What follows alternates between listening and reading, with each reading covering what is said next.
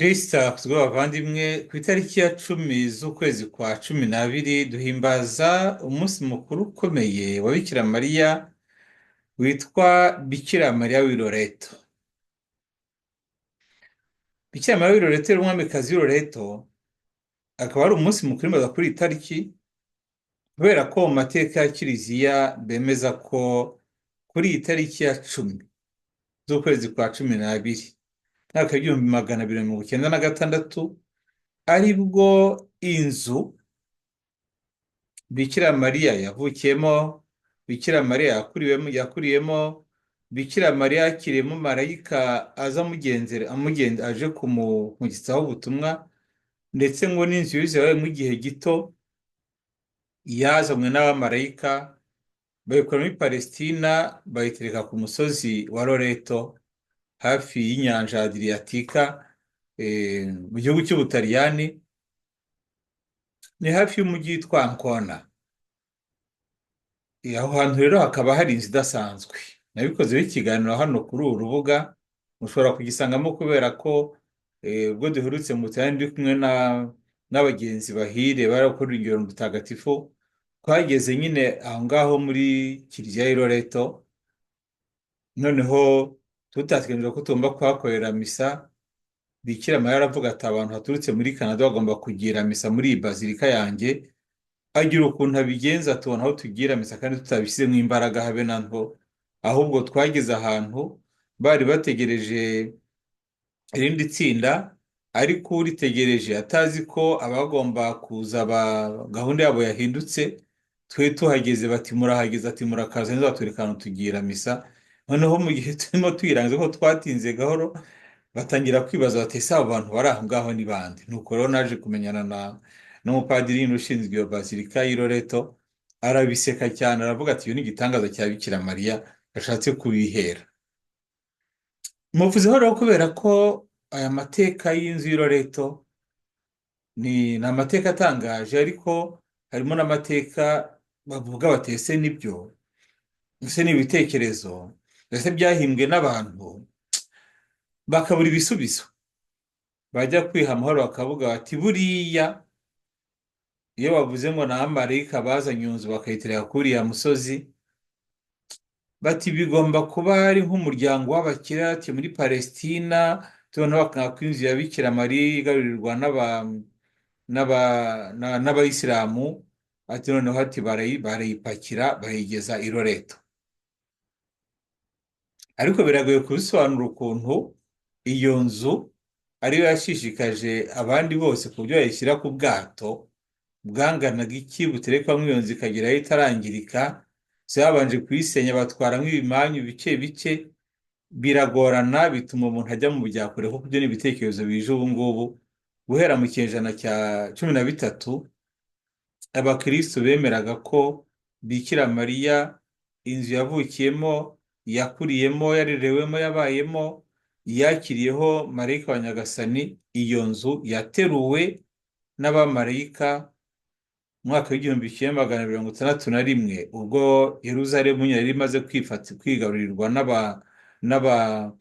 n'abayisilamu. Kavuga bati rero inzu y'abamarayika barayifashe, babanza guca mu cyahoze ari Yugoslavia, naho hari aho bavuga ko aho hantu hari inzu ya Bikira Mariya.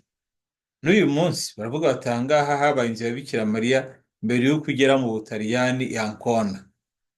Aho hantu nabo baje kubaka kiliziya isanzwe bibukiramo ko inzu ya Bikira Mariya yanyuze aho ngaho. Kuvuga ngo rero hari udashobora guhakana cyangwa ubonera ibisobanuro, hari byinshi reka dutindamo tukabishyiramo ubwenge bwinshi bigatuma bitunanira. Ubundi niba guhera mu kinyejana cya 13 kugeza uno munsi aho hantu Loreto harabaye ahantu hakomeye cyane, aho abantu bahurira bagiye gusenga no gushengerera, cyane cyane no guhana Bikira Mariya no kwakira umukiro, kuko haba n'ibitangaza byinshi. Biragora kugira ngo byose bihindure ubusa, kandi amateka yose ari uko yabyemeye. Rero turangiye kubihindura ubusa, tujye tuvuga ko mu by'ukuri ibitangaza duhabwa ni ibyo twemera, dukorerwa ibitangaza bigendeye ku buryo twemera. kwemera kwacu niba ari kuri n'Imana izadukorera ibitangaza. Kwemera kwacu niba kwivanze no gushidikanya, dushobora kubura n'agatangaza na kamwe, kwa kundi Yezu nyine uko nabwiraga ejo bundi yaciye hariya yavukaga agarutse iwabo, noneho ngo abona atangazwa no kutemera kwabo, bituma nta gitangaza hakorera ngo uretse gukora kwa bikorwa hamwe namwe bagakira, ariko nta gitangaza gihambaye yahakoreye. Loreto rero mu mateka yaho meza cyane niho havuka icyitwa ibisingizo bya Bikira Mariya. Ubundi byajyaga bivugwa nyine n'abagenzi bageze hari i Loreto, bamara kwinjira muri iyo nzu. Ubundi akazu ka Bikira Mariya, inzu Bikira Mariya yabagamo cyangwa yavukiyemo yakuriyemo, ni inkuta eshatu, ni inzu y'inkuta eshatu. Urukuta rwa kane mu mazu menshi muri Palestina babaga rwometse ku musozi inyuma. Hakaba hari urukuta rwometse ku musozi inyuma, babaga banakometse ko rwaba rwometse ku musozi w'amabuye, noneho bakongeraho inkuta eshatu imbere, ku buryo rero iyo nzu y'inkuta eshatu niyo bateruye abo bamarayika bayizanye bayigeza hariya i Loreto. Izo nkuta eshatu rero nyine kugira ngo ugumye ko inzu yibuka cyane, mu mateka ya Kiliziya bayubakiye bazilika nini cyane itatse by'igitangaza, irimo amazahabu menshi, irimo ubukire bwinshi hejuru. Inyuma y'inzu ya Bikira Mariya hakaba hari andi mashapere menshi, hari amashapere y'Abanyamerika, hari ahari y'Abapolonya, hari ahari y'Abafaransa, hari ahari y'Abongereza. Mbese hari nk'amashaperi ibihugu byagiye byubaka kugira ngo abagenzi bayo bahire bazajya bahanyura bajye muri iyo ngoro, ariko banibuke ko hari ahantu habo nk'igihugu bagenewe ho gusengera muri iyo ngoro ya Bikira Mariya. Abagenzi bose icyo baba bashaka ni ikihe? Ni ukwinjira bakagera muri izo nkuta uko ari eshatu z'akazu gato Bikira Mariya yabagamo. Ni akazu kari mu nzu nini, kari muri bazilika nini. Abagiyeyo barabyibuka, biratangaje kubona uburyo bazilika nyine yubatse. Kubera mu kinyejana cya 16, kubera ko aho hantu i Loreto niho hari ahantu hakomeye cyane abagenzi bahire banyuraga bagana muri Isirayeli bimaze gupfa. Hari umuhanda ukomeye wavaga i Roma ugakomeza ukagera za Paris. Noneho baravuga ati aho hantu rero niho hagiye guhinduka Yerusalemu yacu nshya. Niho rero bakoraga ingendo ntagatifu kenshi bakaguma aho ngaho i Loreto nyine kugira ngo bahibukire, aho kujya Yerusalemu yafashwe n'Abayisilamu bakagarukira i Loreto ahari iyo nzu ya Bikira Mariya. Ubwo rero byatumye bahimba amasengesho adasanzwe. Mbese babona nka ziriya bita zaburi z'amazamuka, abantu bazamuka bajya i Yerusalemu, n'abantu bajya i Loreto mu nce nyinshi bahagera bazamuka kuko ni ku gasozi kanunga rwose. Hari rero indirimbo baririmba bagenda bahagana, noneho bagera muri Kiliziya y'i Loreto bakavuga ibisingizo bya Bikira Mariya byandikiwe muri iyo ngoro y'i Loreto. Nyuma rero byaje kuba ibisingizo byakwiriye isi yose, abapapa bagiye bongeramo bimwe na bimwe, ariko iby'ingenzi ni biriya dufite by'ibisingizo bya Bikira Mariya uko tubivuga byavukiye i Loreto. Ibisingizo bya Bikira Mariya ni isengesho bwoko ki? Mujya mubona kino gihe indirimbo nako bitwa ngo ni amakorasi. Za ndirimbo z'amakorasi buriya ni uburyo bushya bw'ibisingizo. Bivuga ngo hari amagambo bavuga abandi bakabumenya kwikiriza basubiramo imikirizo imwe. Ibisingizo bya Bikira Mariya nta makorasi ya hatari yo mu binyejana bya kera. Aho bamutaka abandi bakatwikiriza tuti udusabire udusabire udusabire, ku buryo bihinduka rero indirimbo nziza cyane y'ibisingizo bya Bikira Mariya. Impamvu rero ibyo bisingizo byavutse, murabona ko hazamo amazina menshi cyangwa se uburyo bwinshi bita Bikira Mariya, bita za tiribi, ibyo benshi bita Bikira Mariya. Ni uko kuntu nyine bamwisungaga kugira ngo ibitangaza by'Imana byigaragaze biciye kuri uwo mubyeyi. Kuba rero mbivuze uno munsi kuri iyi tariki ya 10, si uko gusa ariko umunsi duhimbazaho Bikira Mariya w'i Loreto, ahubwo ni nuko hari umupapa wakiriye wakiriye muri iyi ngoro y'i Loreto akiri akana gato, nyuma aza gukora umurimo yari yariyemereye wo kwiyegurira Imana, arangiza abaye papa. Uwo nta wundi rero ni Papa Lewoni wa cyenda. Lewoni wa cyenda, impamvu mugarutseho none n'ejo namuvugagaho, ni uko ari we dukesha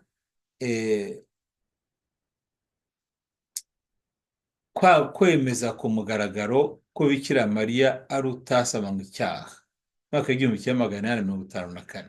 Bivuga ngo umupapa rero yabyemeje bigenze biti. Bivuga ngo i Loreto iyo winjiye muri iriya kiliziya ndetse no mu nkuta zo hanze hafi aho ngaho, huzuyemo imitako y'abantu bakoreye ibitangaza bagakira. Muri abo bahakiriye rero, umusore witwaga Yohani Mariya Masitayi Fereti, Yohani Mariya Masitayi Fereti ari mu bakiriye aho ngaho. Yohani Mariya Masitayi Fereti yari umwana uvuka mu muryango w'abakire, nk'abakire ariko b'abategetsi b'abanyacyubahiro, bamwe bita ngo ni ba konte. Ubwo rero nawe yavukaga muri uwo muryango, ariko igihe kiza kugera agira impanuka ikomeye cyane. Agize impanuka ikomeye cyane, aramugara, ariko muri kwa kumugara atakaza no kuvuga. Ni ukuvuga ngo impanuka yakubise ku bwonko, atakaza kuvuga, ariko haza kuzamo n'ibintu navuga nti za epilepsi, bimeze nk'igicuri, yihonda hasi agira ate, biza kurangira rero nyine mu by'ukuri ari aho nyine bavuga bati igitegerejwe nta kindi ni ugufata, uko bimeze uko biri kose umwe igishigaje ni ugupfa. Ibyo ariko yabigezeho hari igihe yari atangiye wumva amaze kuba umusore, arakomeye, ku muryango ukomeye, ashaka kwinjira rero mu ngoma zitwa ingoma za papa, nako mu ngabo zitwa ingabo za papa. Kiriya gihe zagomba kurwana, kukurinda ahantu hatagatifu ha kiliziya. Icyo gihe yari amaze kwitegura kujya kuri urwo rugamba, nibwo yahise nyine agira icyo kintu bita ngo ni agisida, ariko mu by'ukuri ni indwara idasanzwe yamubayeho nyine, ikubita ku bwonko. Aratangira rero biba ibintu bibi cyane, ngo uwo ari guhirima, ngo uwo ari guhekenya amenyo, ariko ngo wageze n'ahantu noneho ata rwose imivugire, abaganga bashaka kumuvura birangira ahubwo noneho no kuvuga birangiye. Nyuma rero icyo gihe hari umupapa wamukundaga cyane, yakundaga uwo mwana kubera ko urumva ni Papa Piyo wa karindwi, yakundaga uwo mwana. Urumva ko yari afite gahunda yo kwinjira mu ngabo zirinda papa, cyangwa se mu ngabo zirwana kuri kiliziya, ariko ari umwana nyine uvuka no mu muryango, murabyumva nyine, umuryango ukomeye, umuryango uzwi. Papa aramubaza ati ese wize utekereza ko ushobora gukizwa n'Imana? Umusore ati ntagiye ntabitekereje, ati ariko aho bigeze ubu ngubu byarangiye nyine, ibyo nifuje kujyamo ntibigishobotse, ibyo abagiye banshakira ntibigishobotse, ubu ndaho ngaho nyine nta kundi. Noneho papa aramubwira ati nyamara ushobora gukira niwemera kwegurira ubuzima bwawe bwose Imana. Ushobora gukira niwemera kwegurira ubuzima bwose gukorera Imana. Ni Papa Piyo wa karindwi uri kubivuga, bya bindi bavuga kuri mu ivanjiri batubwira Kayifa ko yari umuherezabitambo mukuru w'umwaka, akavuga ati nyamara ikiruta ni uko umuntu umwe yapfaho kugira ngo twese dushire. Yohana akongeraho ati yari umuherezabitambo mukuru, ibyo yavuga bwari ubuhanuzi, ariko ntabwo yatekereza ko ari guhanura. Papa Piyo wa karindwi nawe nk'umuherezabitambo mukuru nka papa nyine, yarimo ahanurira uriya mwana Masitayi, amubwira ati nuramuka wemeye guha ubuzima bwawe bwose Imana, gukorera Imana, nyamara Imana ishobora kugukiza. maze kumva amagambo rero ya papa umwana uri aho ngaho arahaguruka rero ababyeyi baramuherekeza bamutwara muri ya nzu nyine yari iya Bikira Mariya by'umwihariko mu cyumba bavuga ko iyo cyumba ari cyo cyari icyumba cya Bikira Mariya. Agezeyo rero nyine amasengesho ye yumvwa n'Imana, ako kanya ngo ahita akira, agaruka i Roma, noneho yiyemeza kuba umusaseridoti. Icyo gihe ngo afite 20, mwumva yari umusore 21 rwose. Nyuma rero buri kera ubwo aba umusaseridoti aba umwepiskopi, nyuma rero buri kera yumva agomba kurangiza inshingano yagiriye Bikira Mariya zo kumushimira ko yamukoreye igitangaza akamukiza. Uretse kumukunda, uretse kumwandika amabaruwa menshi, ahubwo yageze n'ubwo nyine ari we wemeza ihame ry'ubutasanzwe icyaha bwa Bikira Mariya. Murumva rero ko afitanye umubano utihariye na Bikira Mariya, niyo mpamvu bidutangaza kubona igihe yabonaga abantu bakiri mu mpaka za ngo turwane, akabona abakristo barimo bahimbaza ubutasanzwe icyaha ku mugaragaro, yawe ngo akahita avuga ati ibintu mwebwe muri mu mikino, jyewe ndamuzi, namubonye ndi umwana muto, ndi umusore, ankorera igitangaza, nkaba niciye ku ntebe ya Petero, kandi ababyeyi bari bamaze kuvuga ati we n'ubu mutangiye gutegura kuzamusabira za misa, kuko turi kureba tukabona gupfa kwe kwiri hafi. Ntabwo ari we wenyine rero wakoreye ibitangaza i Loreto, nuko n'ubise rero ngomba gufata kuko bihuye cyane cyane n'ibihe turimo, ariko hari n'abandi benshi cyane ugenda usoma ibitangaza Bikira Mariya yakoreye i Loreto, urumirwa, kandi by'amoko menshi, abagabo, abagore, abana, abasaza, abakecuru, abahakuye urubyaro, abahaboneye abagabo bari barababuze. I Loreto huzuye ibitangaza byinshi by'Imana. Mu gusoza ikiganiro rero cy'uno munsi nagira ngo mbihuze cyane cyane rwose n'aya masomo dufite uno munsi. Iyo twizirikana Bikira Mariya ku nce nyinshi, noneho ngubu turamuzirikana nk'umwamikazi w'i Loreto, tuzirikana by'umwihariko iyi nzu idasanzwe. Buri wese agomba kwibutsa nyine ko nawe ari inzu y'Imana, ariko ko hari ahantu Imana nyine yihitiramo, aho Imana yakunze nta n'icyo ushobora kubihinduraho. Icyo tubona ni ukuvuga uti buriya n'icyo Imana yahisemo n'icyo Imana yakunze, twe twirirwa gusa kwemera icyo Imana yahisemo, nta kindi. Amasomo dufite rero uno munsi nadufashe nyine gushimira Imana no kuyisingiriza ibyiza ikora muri buno buzima. Igitabo cy'umuhanuzi Izayi umutwe wa 40 kugeza kuri 11 baratubwira ya magambo meza cyane, bavuga ngo muhumurize umuryango wanjye, kuko ngewe Imana ubwayo niziye kuza kubakiza.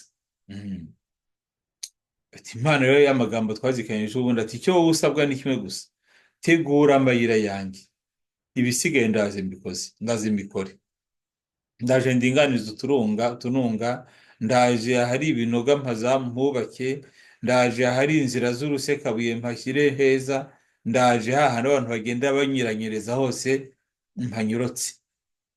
Ayo ni amagambo tuzirikana uno munsi. Muri Bikira Mariya tubona inzira igorotse y'Imana, ngo niwe nzira ngufi igana ku Mana, kuko n'Imana yaciye itugana, naratubwira ati ese munciyeho mukagera mu ijuru byabatwara iki?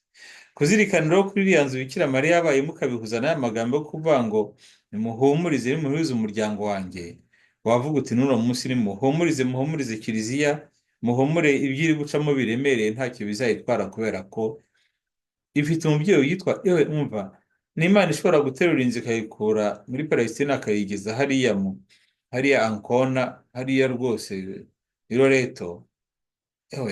Nacyo ni igitangaza kiri mu bindi byinshi cyane Imana ikora, ku buryo rero ntabwo ibyacu biremereye cyane kurusha iby'Imana yakoze.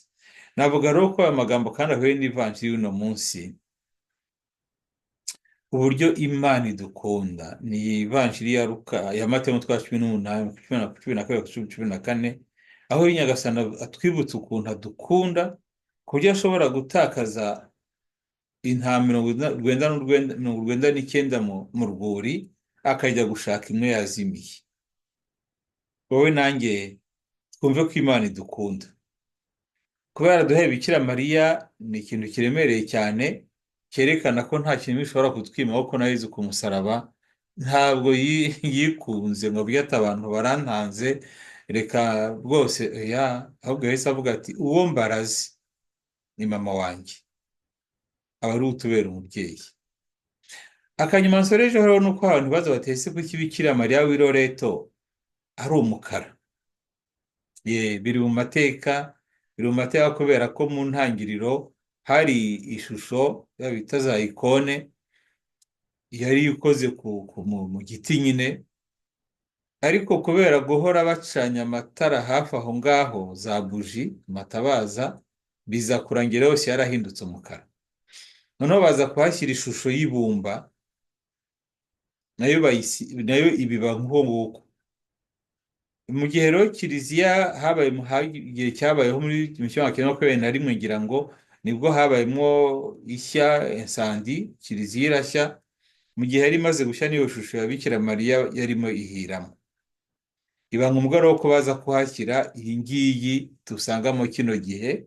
Iyo dusangamo kino gihe ni Bikira Mariya umeze gutya, akaba ari ishusho bavuga ni Bikira Mariya wirabura, kandi koko mu maso ye harirabura cyane, ariko abahanga bagasobanura bavuga nyine ko bamaze bajya kuyishyiramo bayisize ku buryo bwirabura. Ntabwo rero ari igitangaza kindi kidasanzwe, ahubwo ni uko uburyo yasizwe bubahirije uko izari zisanzwemo zari zimeze. Buriya hari ikintu dushobora kwigayaho twebwe muri Afurika. Abategetsi iyo bagiyeho basenya amateka yose, ibyabanje byose bakabisenya, hagasigara havuga ibyabo, nabo bavaho bagasenya ibyabo, hagasigara havuga iby'abandi, ukabona ari gatebe gatoki. Mu bihugu by'i Burayi cyane cyane Ubutayi n'Ubufaransa, no mu gihe habaga hari ziriya nduru n'ibiki byose, hari ibintu bubahaga bikaguma kuba bya bindi. N'iyo rero bagiye kuvugurura kiliziya, urabona bamaze komeza kuvugurura Notre Dame de Paris, bakora ku buryo bubahiriza ishusho yari isanzwe irimo igaragara, batava aho ngaho bica urwo ruhererekane. Yewe n'imihanda, hariya mu mujyi wa Roma harimo imihanda y'utubuye duteretse hasi, iyo hagize akameneka bajya gushaka agasanga ko bahagasiga gutyo, akaba ari ko basubiza aho ngaho. Ni ukuvuga ngo icyo kintu bagikomeyeho. Nugera rero i Loreto ukabona hari Bikira Mariya wirabura, ntukavuge ngo bavuga ngo ni uko ngo Bikira Mariya ngo na mbere hose yari umwirabura, ngo yari urukara, abazungu bamugira umuzungu. Ibyo ni abantu bashakisha. Uw'i Loreto we arirabura kubera ko hari mu gihe harimo ibintu by'imyotsi n'ibiki, birangira rero nyine ishusho nshya nabo bashyizemo ari iya Bikira Mariya wirabura. Natuvuganire rero kugira ngo natwe tugirirwe ibitangaza, navuganire imiryango yacu, avuganire amazu yacu, kubera ko ubu turamwibuka cyane cyane tuzirikana ku nzu yabayemo, kugira ngo agire umwanya we muri buri nzu y'umuntu uwo ari we wese, adufashe kwitegura uyu munsi mukuru wa Noheli wegereje. Ushobora byose nabaho umugisha ku izina ry'Imana Data na Mwana na Roho Mutagatifu. Amen. Umunsi mwiza wa Bikira Mariya w'i Loreto.